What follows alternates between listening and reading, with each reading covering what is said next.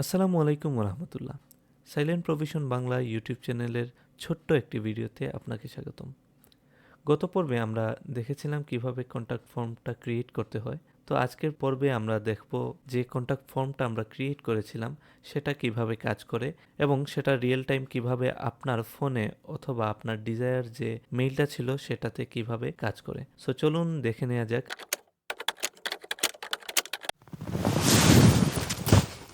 আমরা চলে যাব আমাদের কন্ট্যাক্ট আস পেজে, যেহেতু আমরা এই পেজটা ডিজাইন করেছিলাম।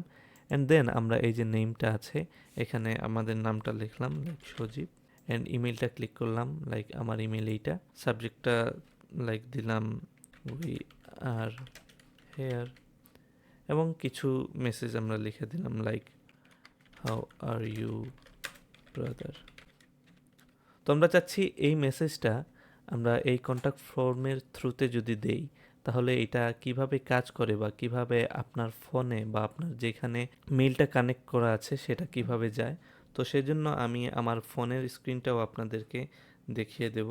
সো সেজন্য আমার এই ইমেলটা ফোনে এড করা আছে, রিয়েল টাইম আপনাদেরকে দেখিয়ে দিব কিভাবে এটা কাজ করে। আমার ফোনের স্ক্রিনটা ভিডিওতে শেয়ার করে দিচ্ছি।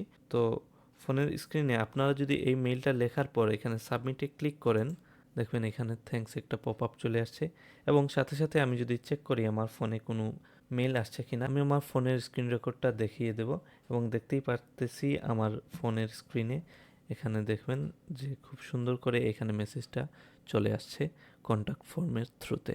সো এই ছিল আমার আজকের ভিডিওটা খুবই স্বল্প সময়ের। এই ভিডিওর একটি উদ্দেশ্য ছিল লাইক আমরা যে কন্ট্যাক্ট পেজটা ক্রিয়েট করেছি এবং কন্ট্যাক্ট যে ফর্মটা ক্রিয়েট করেছি অ্যাকচুয়ালি সেটা কিভাবে কাজ করে না করে। সো আশা করি এই ভিডিওর মাধ্যমে আপনারা বুঝতেই পেরে গেছেন কিভাবে এই কন্ট্যাক্ট ফর্মটা কাজ করে। ভিডিওটি ভালো লাগলে একটি লাইক দিবেন এবং শেয়ার করে আপনাদের ফ্রেন্ডদের কাছে জানিয়ে দিবেন।